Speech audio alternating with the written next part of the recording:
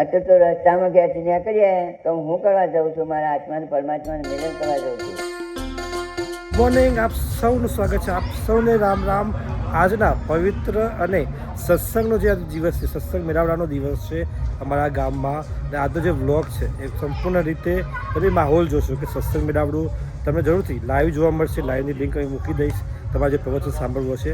પરંતુ એની પાછળનો જે માહોલ છે, ગ્રામજનોની મહેનત છે, ગ્રામજનોનો ઉમંગ, ઉત્સાહ અને જે લાગણી છે એ જરૂરથી આપણે આ વ્લોગમાં બતાવવાના છે. તો જરૂરથી વ્લોગમાં જોડાયેલા છે. જો મિત્રો, આજે સત્સંગ મેળાવડો છે, ખૂબ સુંદર માહોલ છે. બાવજી આવી ગયા છે, રામજી બાપા, અને આપણે મમ્મીને લઈને જઈ રહ્યા છીએ. મમ્મી આવ્યા. મમ્મી રામ રામ. રામ રામ.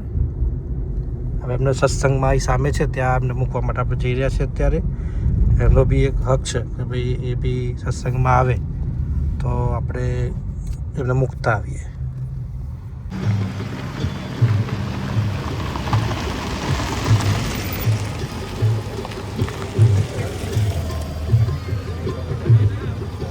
રામ રામ. એ રામ રામ. રામ રામ. રામ રામ. રામ રામ. રામ રામ. રામ રામ. રામ રામ.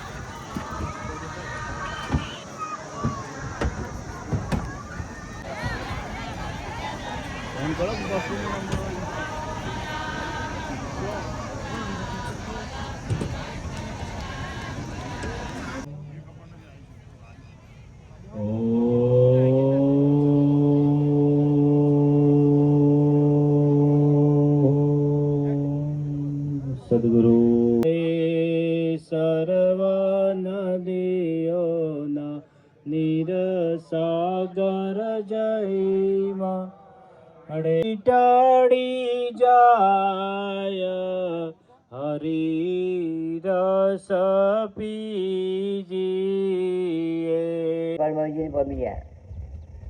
અને હોય જો વાતો જ કર્યું અને એકબીજામાં ફોફા મારવો હોય તો બાપા એ આ મંડપ નથી. આ લાડવા ખાઈને વેરાઈ જવાનો માર્ગ નથી.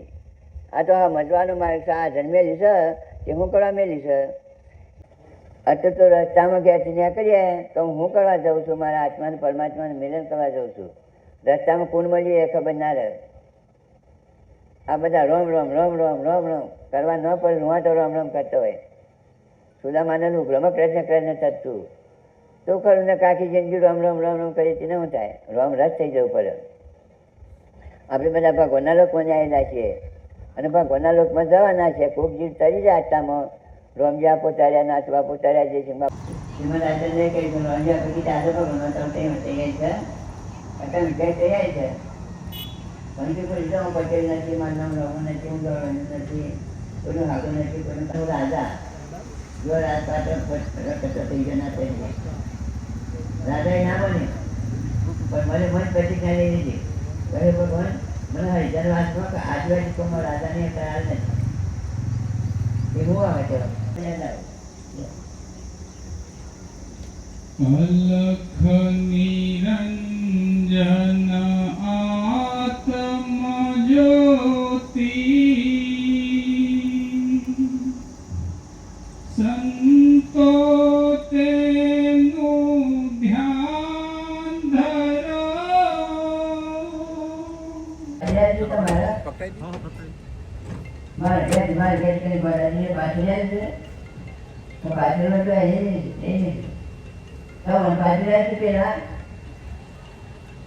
દેવ કી જય. જય ગુરુદેવ દયાનિધિ દીનહિતકારી પ્રભુ દીનહિતકારી પ્રભુ ગુરુ મૂર્તિ ધારી વેદ પુરાણ વખાણ કી સેવા. ઓમ જય જય જય ગુરુદેવ. જો બાબુજી હાલ હવે સત્સંગ પૂરો થયો. તમને બતાવું દ્રશ્યો અલગ અલગ કે જે અલગ અલગ જે મહારાજો છે જેમને અત્યાર સુધી મેળાવડા કર્યા છે એમના ફોટો લગાવ્યા છે. અને આ છે સિંહ બાપાનો ફોટો. અને અહીંયા સત્સંગ મેળાવવાનું બોર્ડ માર્યું છે અને ગામના જે આગેવાનો છે એમના દ્વારા આ જે કહેવાય સેવાનું કામ કરવામાં આવ્યું છે. અને ગામની દીકરીઓ છે કે જેમના દ્વારા આખી વ્યવસ્થા કરવામાં આવી હતી સવારમાં. જો સરસ સત્સંગ મેળાવવાનું પૂરું થયું છે. ખૂબ જ સુંદર માહોલ.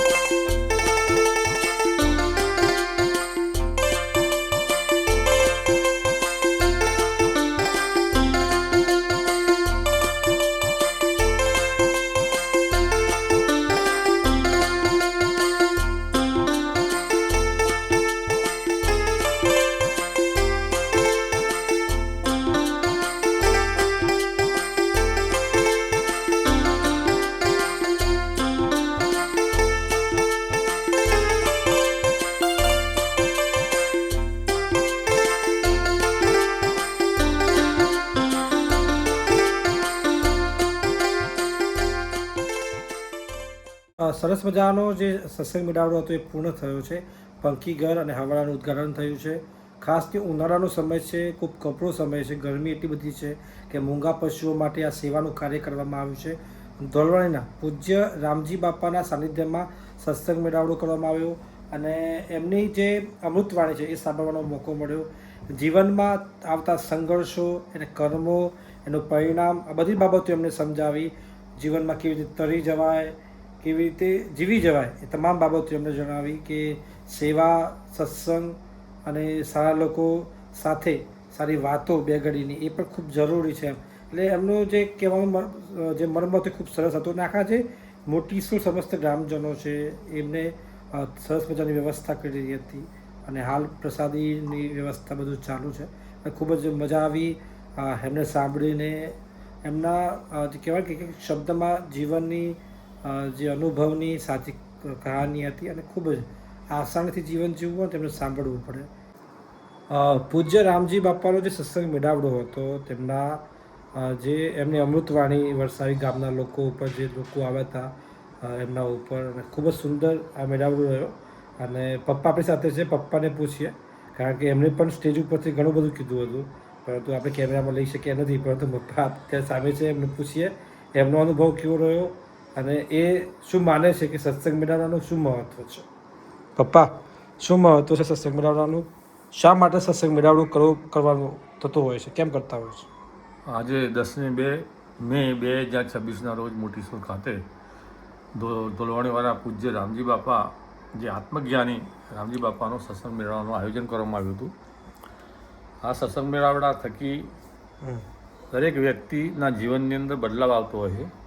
આધ્યાત્મિક બદલાવ આવે એની અંદર પોતાના સામાજિક, શૈક્ષણિક તેમજ આધ્યાત્મિક 3 પ્રકારની જે બાબતો છે બાબતોમાં ઉત્કર્ષ થાય, સુધારા વધારા થાય અને ખૂબ જ જાણવા મળે.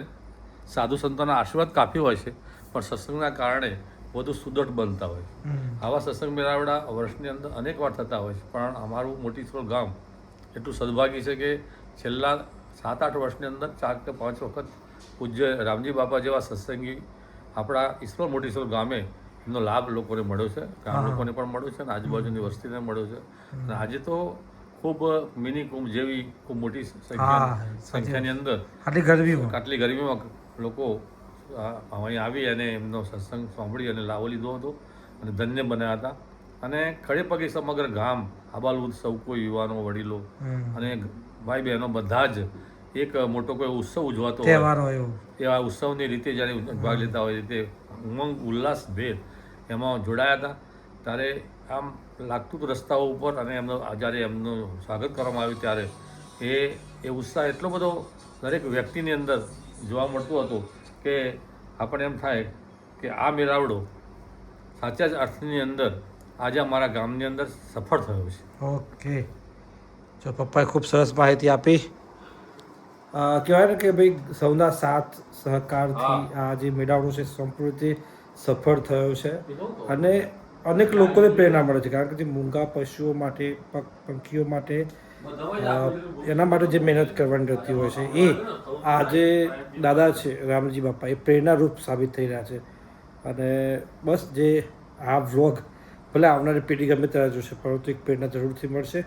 42 ડિગ્રી આસપાસની ગરમીમાં પણ જ્યારે મૂંગા પશુઓ તરસ્યા હોય એવા સમયે જરૂરથી આ કામ લાગવાનું છે. હવાડો બનાવવામાં આવ્યો છે, પંખી ઘર બનાવવામાં આવ્યું છે, ચણ નાખવામાં આવશે, પેટની જે આગ છે એ ઠારવામાં આવશે. અને આ એક કહેવાય ને કે સામાજિક અભિયાન છે અને એમાં કોઈ પણ જોડાઈ શકે છે, એમાં કોઈ પણ પ્રકારનું બાધ નથી. પપ્પા કંઈક કહેવા માગે છે?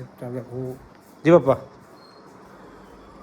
હા, જે જ્ઞાન ન હોય જે રીતના સત્સંગ મેળાવડા થાય એની અંદર આવક થાય ને આવક ખૂબ સારી જગ્યાએ વપરાય છે. પંજરાપુરની અંદર આપણી ગાયોના નિર્વાહ માટે તો આપવામાં આવે, હોસ્પિટલની અંદર આપવામાં આવે, પછી ઢોરવાળા પશુવાળાઓની અંદર પણ આપવામાં આવે અને પંખી ઘરની અંદર અનાજ લાવવા માટે એ પણ સહાય કરવામાં આવે. આમ વર્ષે દાડે તો લગભગ મહિનાની અંદર લાખોની રકમ વર્ષે દાડે કરોડ ઉપર થતી હશે આવક. એ માત્ર રામજી બાપાના સત્સંગ મેળાવડાના કારણે લોકોની જે શ્રદ્ધા જાગે અને એ લોકો સાંભળવા આવે એ પોતે સત્સંગની સાથે સાથે પોતાનું દાન પણ કરતા હોય અને દાન કરવાના કારણે પુણ્ય કમાતા હોય છે અને જેના કારણે આટલી મોટી સેવા થાય છે. એ સેવા પશુ સેવા પણ થાય, માણસની સેવા પણ થાય. હવાડા થાય એટલે પશુઓ તરસ છીપે. એ જાતની જે સેવાઓ છે, સેવાઓ એ પુણ્યનું એક મોટું ઝરણું છે. અને એ અરવલ્લી અને સાબરકાંઠા બંને જિલ્લાની અંદર સતત વહેતા ઝરણાની માફક આવા જ્ઞાન યજ્ઞો થતા રહે છે. અને એ એક મોટું જમા પાસું છે. ઓકે, અમે તો જો પપ્પાએ ખૂબ સરસ માહિતી આપી અને ખૂબ જરૂરી છે. સમય પ્રમાણે, સંજોગો પ્રમાણે સેવા ખૂબ જરૂરી છે. અને આ જ પ્રકારનું જે કામ છે દોલવાણીના જે પૂજ્ય રામજી બાપા છે કરી રહ્યા છે, સેવકો બધા જ કરી રહ્યા છે, ખૂબ દાન આવી રહ્યું છે, ખૂબ સેવાભાવ જેવો માહોલ છે. તો ચોક્કસથી આજનો જે વ્લોગ છે આપણે એ પૂરો કરીએ છીએ. જો આપનો વ્લોગ પસંદ આવ્યો હોય તો જરૂરથી એક કોમેન્ટ કરજો, રામ રામ લખજો અને અન્ય લોકો માટે પ્રેરણા સાબિત થાય. કોઈ જે સેવા કરી શકતું હોય એમને પણ આ વ્લોગ તમે મોકલી શકો છો કે આ પ્રકારની સેવા અહીં કરવામાં આવે છે.